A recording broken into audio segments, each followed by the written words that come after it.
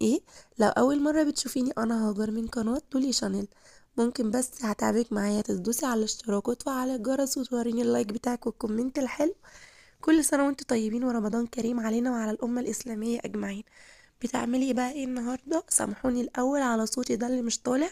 طبعا أنا كنت بعمل في تنظيفات رمضان والشقة. أولا تنظيفات رمضان مش عشان رمضان بس، احنا طول السنة بنعمل وكل يوم بنعمل، بس عادة فينا كلنا كده ان احنا لازم نقلب الشقة.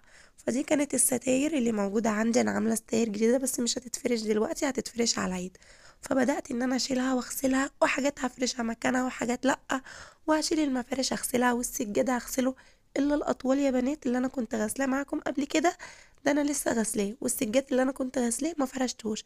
فرشت مفارش في منها اللي هو بيتحط في الغسالة، في منها اللي هو بيتغسل، وفي منها اللي هو بيتنقع. فاللي محتاج ان هو يتفرش تاني هنفرشه. عملنا تحت السراير وعملنا الحيطان ونضفنا الشقة، وعملنا المطبخ وسيراميك المطبخ والحمامات. عملنا كل حاجة معانا، وهنيجي في نص رمضان نعيد عليها عشان اخر رمضان ما نتعبش خالص. طبعا الحمامات والمطبخ ده امر مفروغ منه، اما تحت السراير والدواليب والحاجات دي كلها بنعملها. المهم ان هنا كنت بوريكم ان انا الستاره دي غسلتها ورجعت فرشتها تاني، يعني عصرتها ورجعت حطيتها تاني. والستاره الكشمير دي كانت مفروشه في اوضه النوم، برضو غسلتها وحطيتها في الصاله. ماشي يا بنات. هنا بقى كنت بوريكم ايه، بقول لكم ما تنسوش المنظر ده عشان هيتغير تماما. بصوا كده كنت بقول لكم ما تنسوش، انا بس كنت سايبه المفرش الكشمير، كنت غاسله واحد وكنت مخليه واحد عشان قلت مش هفرش، يعني مش هفرش النهارده. يلا بقى نسمع الفيديو. بصوا بقى الحيطه اللي هناك دي، انا شلت الستاير بتاعتها غسلتها، وانا ما نشرتهاش، انا حطيت لها ضوني ومعطر كويس وعصرتهم جامد ورجعت فرشتهم هنا. تمام. الستاير الجديده هتشوفوها ايه في الفرش بتاع العيد وكده. ده فرشة رمضان بقى. عملت الحيطان، هات يا لولو الليفه السحريه اللي عارفينها البيضه، عملت بقى الحيطان. لان الحيطان هنا ما بتنفعش تتعمل ولا بخرطوم ولا باي حاجه، ان كل التوظيف ده اللي هو الكمبيوتر ده ما بينفعش يتغسل خالص. والنجفه اللي هنا شلتها عشان هركب نجفه تاني غيرها، هتلاقي بقى مع الاجواء الرمضانيه واحلى من النجفه اللي كانت موجوده. دي هندخلها بقى ايه في البلكونه مع الزرع والشجر وكده. ماشي. بصوا، فهخلص معاكم، هغير الانتريه ده وادخل ده وهنغير الفرش بس مش هفرش النهارده. المفارش اللي فيه مفارش هتتفرش تاني، بس برضو هتتغسل، اللي هيتحط في الغساله هيتحط، واللي مش هيتحط هغسله انا بقى مع نفسي. انتوا شفتوا روتين السجاد قبل كده. فالمفارش التانيه دي هغسلها، وبعد ما هغسلها هنشرها وكده زي ما انتوا عارفين، وهطبقها واشيلها. اللي هيتحط تاني مكانه. السجاد طبعا الاطوال كلها، عشان انا قلت لكم انا ما عنديش اطوال قبل كده، فدي لما اتغسلت فرشتها على طول، يعني نشفت واتفرشت على طول. فانا النهارده هعمل ايه؟ هعمل الحيطان بتاعت الشقه كلها، عملت الحمامات وعملت المطبخ. في بس كركبه في المطبخ وحاجات انا كنت منزله حاجه المطبخ من جوه، وكان في حاجات انا جايباها عايزه تترص فيه فرصتها وكده، وفي حاجات هتتشال من مكانها، يعني استخدام ايزي. بس هو اللي انا هحطه، الحاجه اللي انا بستخدمها قريبه مني. اللي مش قريب استنى، اللي مش قريب مني يعني اللي مش هحتاجه على طول، فهخليه بقى ايه بقيه المطبخ. ماشي. قولوا لهم كل سنه وانتم طيبين. كل سنة وانتم طيبين. رمضان كريم. رمضان كريم. فهعمل ايه دلوقتي بقى؟ هعكس الانتريهات. وطبعا انا عملت الحيطان بتاعه الصاله كلها، وزي ما قلت لكم الحمامات والمطبخ اتعمل، ففاضل الاوض. فهي مش صعبه خالص بالسفنجه اللي هي السحريه دي، وفعلا كويسه. في بنات كتير قالت لي جربيها وانا جربتها فهي كويسه جدا. والانتريهات دي طبعا هغسلها، وانتوا عارفين الطريقه. ميه سخنه، عشان انا بس هسرع الفيديو عشان ما يطولش معاكم. ميه سخنه، كلوروكس الوان، خل، معطر، اي ربط بقى عندك، اوكسي، مزيل بقع. ماشي. هنغسله بالطريقه اللي غسلت معاكم بيها السراير او ما غسلتهاش، اللي هي الفوطه وغطا الحله. بجد دي طريقه حلوه قوي. الليفه برده حلوه مش وحشه، بس بتدعم لي دراعاتي، وانا اصلا بقالي كام يوم ممزوقه، فهي بتدعم لي دراعاتي وكده. بس لك. فخلاص هسرع معاكم الفيديو بقى، وهتشوفوني وانا بلف. فانا مسرعه معاكم الفيديو. كل سنه وانتم طيبين. وطبعا كتير منكم بدات سلسله تنظيفات رمضان، انا بدات في الحاجات اللي مش هينفع اصورها ولا ينفع اصورها، طلعت صورتها لكم. ولسه هتشوفوا فرش رمضان، بس مش النهارده، مش في الفيديو ده، في فيديو تاني. كملوا معايا. هسكت مليكه بس وقاعده عشان بهدلتني. بس كده يا بنات بقى، وهنبدا ايه نجري ونلف حوالين بعضينا. معلش عفوا بقى، استحملوني. فانا زي ما قلت لكم ان الستائر دي اللي كانت موجوده في اوضه النوم، فهي نزلت اتغسلت طبعا دورة غسيل كاملة، وأكننا خلاص هننشرها.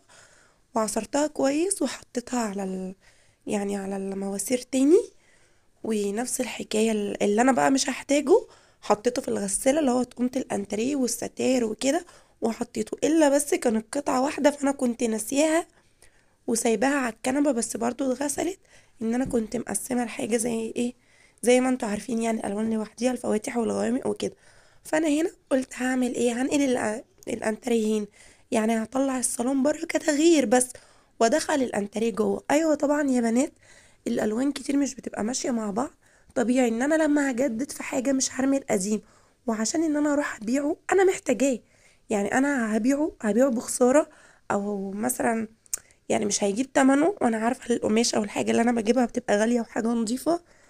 فانا محتاجاه، مش هينفع اجيب طقمين او ثلاثة ولا هفضل عليهم. انا معايا اطفال، فممكن يعني افرشه النهارده يتكب عليه حاجة بالليل فيتشال يتغسل يتحط غيره. والله الست دي بتقول نفس الكلام اللي انا بقوله على الستاير، فكنت بشرحه لكم. انا عارفه ان هي مش ماشيه، بس يعني مش هروح ارمي الحاجه، او ان انا ابيعها واجيب غيار او اتنين. زي ما قلت لكم انا ممكن اغسله النهارده وافرشه النهارده واشيله تاني يوم. انا عندي اطفال، واي واحده عندها اطفال كده، فمش هنمشي حياتنا على الوان الحاجه اللي موجوده عندنا. دي كانت الالوان الاولانيه. بصوا بقى كده يا بنات، انا بدأت ان انا اغير، ادخل الانتريه ان انا تروح للشقة. لازم كل فترة تنقلي الحاجة من مكانها. كنت بوريكم الستاير كده بعد ما اتغسلت واتفرشت. بصوا فتحت. انا يعني انا بعت الكنبة بتاعت الانتريه عن البلكونة. البلكونة دي واخدة عرض الصالة كله. انا فيما بعد باذن الله هعملها لمونتين واصغرها، مش هسيب فتحتها كبيرة قوي كده. كنت بقول لكم انا هسيبها على الشكل ده، قولوا لي رأيكم.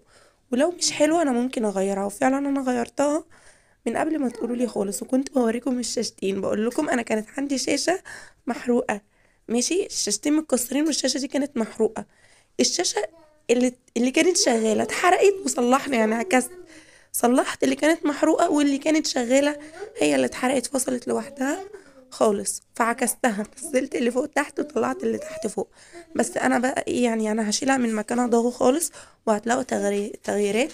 والترابيزه الجميله دي كان هيثم هو اللي عاملها، هي مش ترابيزه، بس هو كان عاملها بايديه، وانا بصراحه حباها قوي. اي حاجه هو بيعملها فانا كنت حباها. ونزلت واشتريت زينة رمضان واشتريت الحاجة، وهوريها لكم برضو في الفيديو. انا كنت قايله لكم ان انا مش كله هيطلع في فيديو واحد، بس لا، انا عملت لكم كلكم في فيديو واحد كده عشان تشوفوه. فهنا كنت انا بحكي لكم على موقف الشاشة. فغيرت يعني كده من شكل الصالة، اتغير الريسبشن خالص، وغيرت الاوض، وفي الاوض اتفرشت. بس انا بصراحة ما خلصتش الاوضة كلها في يعني الشقة كلها في وقت واحد، عشان انا زي ما قلت لكم كنت بعمل الحيطان بتاعت الشقة والمطبخ والحمامات وحاجات في المطبخ. يعني غيرت اماكن منها في المطبخ اللي انا عايزاه ان انا هستخدمه على طول قصاد ايديا، بدل ما يكون في الضلف بعيدة، لا قربته من ناحيتي وكده. فخدت وقت وخدت كام يوم. وطبعا لما تعبت انا خدت برد في جسمي، يعني في عظمي، هو باين على صوتي من الكحة بس مش اكتر.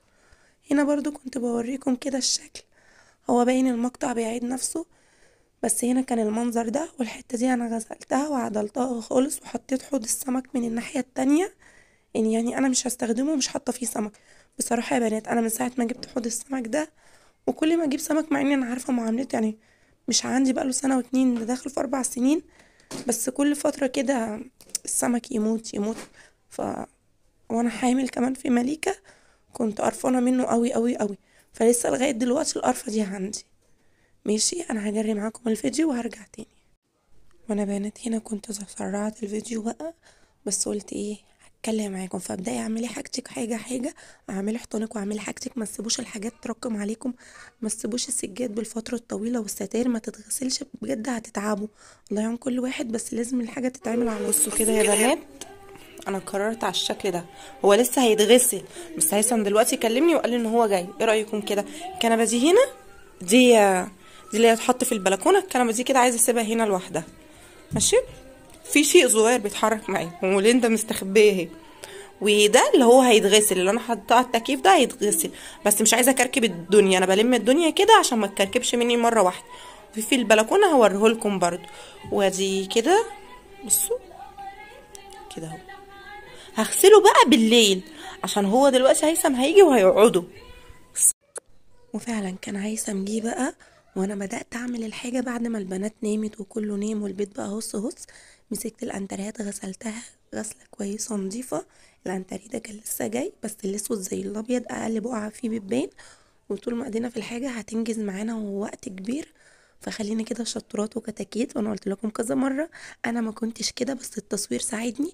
فقومي، يعني قومي انجزي نفسك انجزي نفسك بجد. انا كنت بكسل وبتعب من اقل حاجة، بس قول يا رب وربنا هيديك القوة والعافية. وطبعا دخلة رمضان دي بتبقى مبهجة بكل حاجة زي العيد، زي الايام العادية. قسما بالله بنعمل كل ده في الايام العادية بس فرحة. اه احنا من اقل حاجة بنجدد، من اقل حاجة بنعمل اقل حاجة بتبسطنا. تغيير الاساس يعني تحريك الاساس كده في البيت بيطلع الطاقة السلبية وكل حاجة. هنا كنت بقول لكم المفارش دي لسه هتتغسل، وكنت بوريكم الستاير وبقول لكم ايه رأيكم فيها. انا عندي بلتكنات انا شايلاها فوق الدولاب، حجمها صغير، الشقة هنا كبيرة جدا. وبص صحيت بقى تاني يوم على العسل ده والقمر ده، قرر ان هو يعلق لي الزينة. انا كنت مقررة ان انا اعلقها معاكم ونعملها كده ونعمل الديكور سوا. بصراحة ربنا هو شايفني تعبانة وانا عايزة اعملها ولا وزعلانة انا اتأخرت، فقام بصراحة الزينة اللي انا كنت جايباها لقيته بدأ ان هو يعملها لي. بصراحة ربنا هيثم على طول هو اللي بيعمل لي الزينة بتاعت رمضان، ربنا يخليهولي. فهو اللي بيعمل لي زينة رمضان وكده. وهنا كان قاعد بقى بيقول لي احنا هنعمل مش هنعملها كلها في حبل واحد، احنا هنغير من الشكل. والمرة دي الشكل الزينة مش زي بتاع السنة اللي فاتت. هوريكم اللي كان موجود السنة اللي فاتت في فيديو تاني. بس زي ما هرجع تاني واقول لكم الشقة هنا حجمها كبير جدا جدا، فمش مكملة. هنا كنت جايبة ايد الهون عشان كان هيدق حاجات.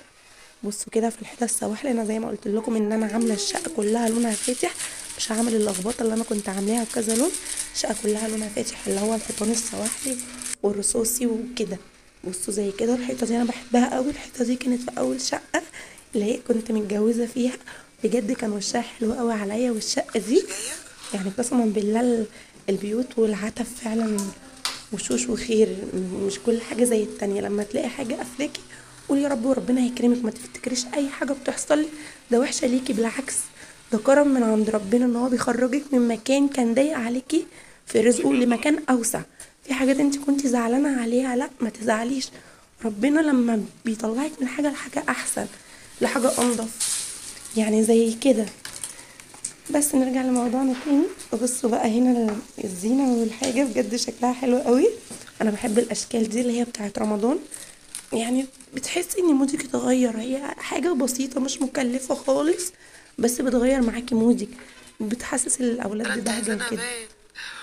فهنا بقى ايه، احنا هنوطي الصوت خالص عشان كنا بنتكلم. فهنا بقى كنا جبنا حاجات للبنات وفوانيس كانت موجودة، جبنا حاجات تانية وجبنا طبلات وحاجات. يعني قلنا كده نغير عشان اعمل معاكم الديكور. فانا كنت عايزة اجيب الفرش بتاع الانتريهات، بس بصراحة اللي بتجيبه صاحبتي وقالت لي هو جاهز والقماش. قالت لي يا هاجر في القماش مش حلو قوي الجاهز، او اللي بيتعمل الالوان السنه دي مش حلوه وزحمه جدا جدا تحت. عشان انزل اجيب قماش وافصله الدنيا زحمه من قبل رمضان بشهر فوق ما تتخيلوا. فقالت لي الالوان باهته ومش حلوه نهائي. بصوا كده كنا الصبح وانا بصور لكم وهصور لكم برضو بالليل في الاضاءه. المهم انا ما جبتش فرش، فده الفرش ده كان موجود عندي، كان بقالي فتره ما فرشتهوش. فلما جيت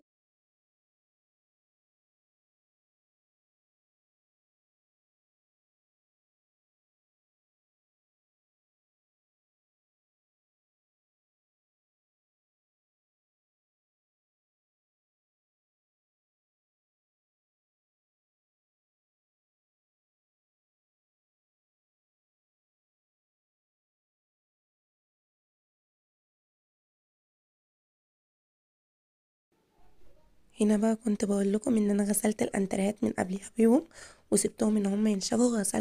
شلت الكفر ده بيتغسل في الغسالة عادي، وغسلته جبت يعني الفوطة وحطيت ضغط على الحلة في النص، وزي ما قايله لكم مية سخنة وخل وفانيش ومزيل وكلوروكس الوان ومعطر، ودعكت بيها الانتريات، وبعد كده فوطة تاني بلتها وعصرتها نص عصرة ومسحت بيها الانتريات، بجد خليتها حاجة تاني. والاسود زي الابيض، والزهري برضو اللي عندي، والسيلفر. المهم انا عملته كله، وريحة المعطر او الدوني كانت قاعدة فيه وثابتة، ورشيت على الستاير والانتريات والمفارش وكل حاجة. المعطر اللي هو الزيت بجد ريحته بتفضل ثابتة. انا كنت بشرح لكم ان انا فردت الفوطة كده للي مش عارف، وحطيت غطا الحلة وبدأت ان انا ادعك. كان اسهل عليا كتير من الليفة. الليفة برضو بتنضف وده بينضف. جربوها في المراتب، انا عملتها في المراتب قبل كده فجربتها. بصراحة كنت شفتها عند نشوة فقلت لا انا هجربها، اي حاجة هي بتعملها. فانا يعني بصراحة هي ست، آه يعني نشوة دي كبيرة، مش كبيرة في السن يعني، هي كبيرة. آه فلازم زي مامتي كده لازم لما تعمل كده فانا متأكدة ان هتعجبني جدا طبعا، هتعجبها بالظبط. بصي ده برضه بمناسبة العيد والميلاد، بمناسبة رمضان والبنات، كل سنة وانتم طيبين.